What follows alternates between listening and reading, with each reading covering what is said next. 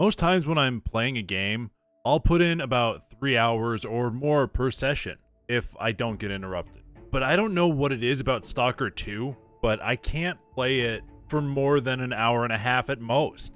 It's not because the game crashes or I run into bugs that stop me from progressing. There's something about the game that just isn't holding my attention, and I want to try and figure out why during this video. As always, these are my opinions and my thoughts on the game after about 10 hours. If you have your own, put them down in the comments. Initially, I thought it was the game's combat, because with loading up the game, the combat felt really sluggish. It felt really hard to aim and hit basically anything, and this is with default settings.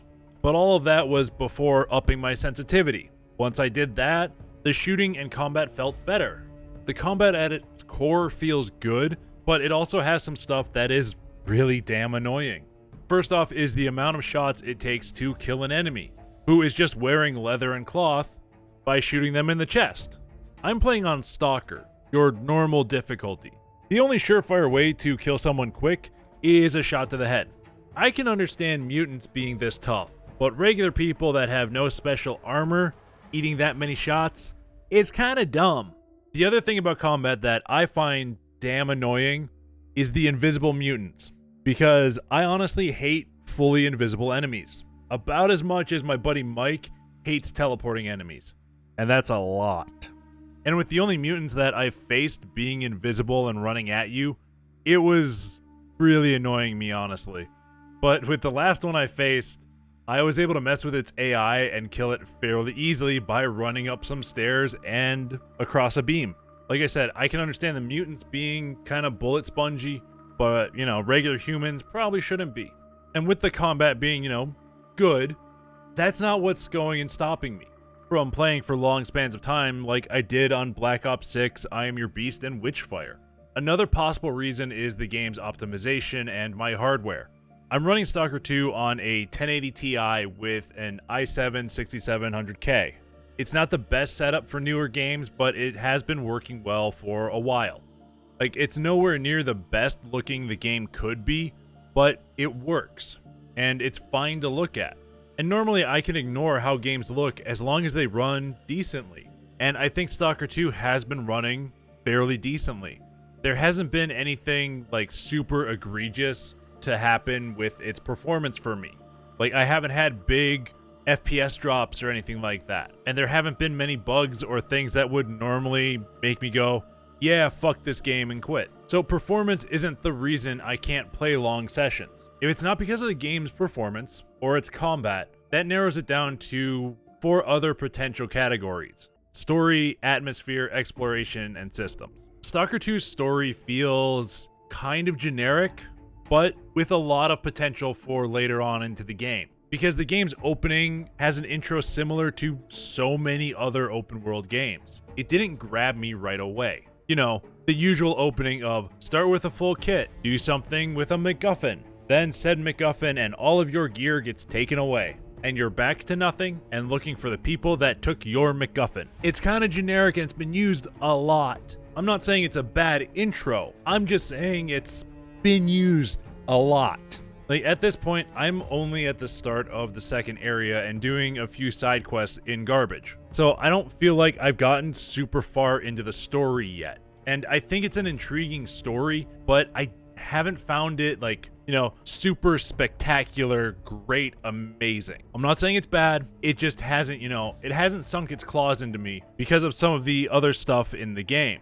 But one thing I have really enjoyed is the game's atmosphere. I love Stalker 2's atmosphere. I think they did a really good job setting the world up and just making it a creepy, post-apocalyptic, post-nuclear sci-fi world. I really think they hit the mark because walking through the abandoned, dilapidated ruins of buildings is creepy. The sound design is really good and adds to that creepy atmosphere. And I do love that about the game, just how creepy it is.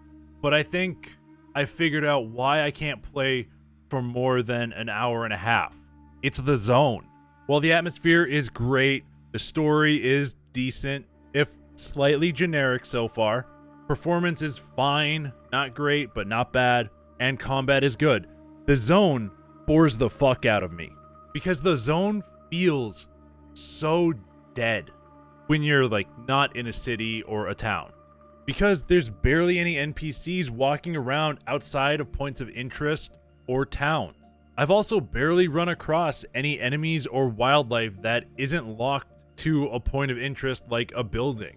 Without having entities roaming around the world outside of specific areas, it just makes the whole world feel kind of empty. I'm not saying you need to constantly have NPCs and enemies showing up and interacting with you, but having things like that happen makes the world feel more alive and real. This is kind of where like the A-Life 2.0 system comes in that is kind of broken in the game. Okay, not kinda, completely broken. And I do think there are other things that stack on top of the zone being boring that kind of drain or degrade my enjoyment of the game's gameplay. And that's some of the game's systems, namely the weight and stamina systems. Individually, I don't really like the systems, and since they're both tied to each other, I just find them kind of annoying. The weight system makes your character feel kind of weak by video game standards.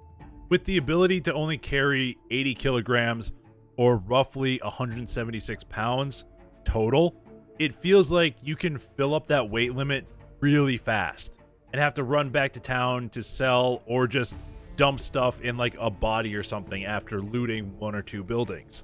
And then tied into weight is a pretty small stamina meter. It feels like you run out of stamina so quickly in Stalker 2 that getting to places takes such a long time because you have to stop and drink something or just let your stamina regen. And since there's no way to increase your stamina, it's just kind of annoying running around the zone, even if you're at like, 40 to 60 kilograms of weight. And if you go any higher than that and it starts, getting into the yellow bar, you just slow down and it becomes even more of a chore to run around the zone and get to somewhere to offload your loot. What I would like to see with the stamina and weight systems in Stalker 2 is hidden value training.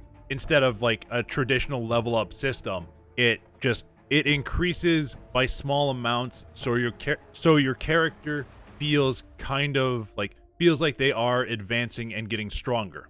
Like if you carry around 60 to 70 kilograms of weight on your character for a certain amount of time or steps, the weight you can carry increases by 0.2 kilos. And you can keep going and carrying that much weight, and if you go longer, it's 0.4, 0.6, 0.8, goes up to 1 kilo of additional weight you can carry, and it keeps adding up and going and making your character carry more and be stronger. Or using your stamina bar fully like 5 times increases it by a little bit. Not something that's like super noticeable, but after a while you're like, how did my stamina bar get longer? It's just a thought. It's stuff where it's like, it's not an actual level up system that needs to be added, but just kind of a natural increase as you do more stuff and use your stamina more or increase your weight, carry your weight for a long time. Just kind of like a human builds muscle by doing and carrying more or just doing it a lot of time in repetition. And honestly, I don't even want to talk about the fact that you can't sell broken weapons at all, because that's another annoying system that I could get into, but we all know how annoying that is, right? And I think that's mostly what has been kind of killing my enjoyment of the game. The zone outside of the towns and points of interest just feels far too barren.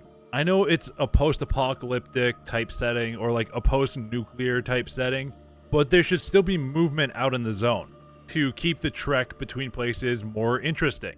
And yes, I have read the IGN article about the A-Life 2 system that they have in the game, but like the CEO confirmed this in the article himself, it's so bugged out that it doesn't work like at all. Hopefully they will get that fixed at some point. Stalker 2 is really hard for me to give a rating to because I can understand why people like it, but it also has this giant litany of problems. When you have a really important system like A-Life 2 being fully bugged out and it being admitted by the company that it is fully bugged out because of stuff they're changing and optimizing so that it just doesn't work in the game like at all, that just means this game to me has a lot of problems with it. and it is kind of decreasing my enjoyment of the game. But I also understand that they have made this game in a really weird time with COVID and the war and everything going on in Ukraine. So I think I'm going to place it in the litany of problems category because the problems are fixable, but they are really damn big. And there is a lot that can go and, break and stuff when trying to fix all of that. And it's going to take them a lot of time to get it fixed. But hopefully they will get them fixed and I can come back and have more enjoyment with the game once the actual A-Life 20 stuff is working. So yeah, I might come back and revisit Stalker 2 once they fix A-Life 2.0 and see if my opinion changes after that, because that is a very big system focused on the zone and making it feel real, like a simulation instead of a scripted game. But this is honestly how I feel about the game in its current state. If you enjoyed the video, please do all the algorithm stuff. Like, subscribe, and leave a comment about your thoughts on Stalker 2. But most importantly, I hope you have a royal day or night.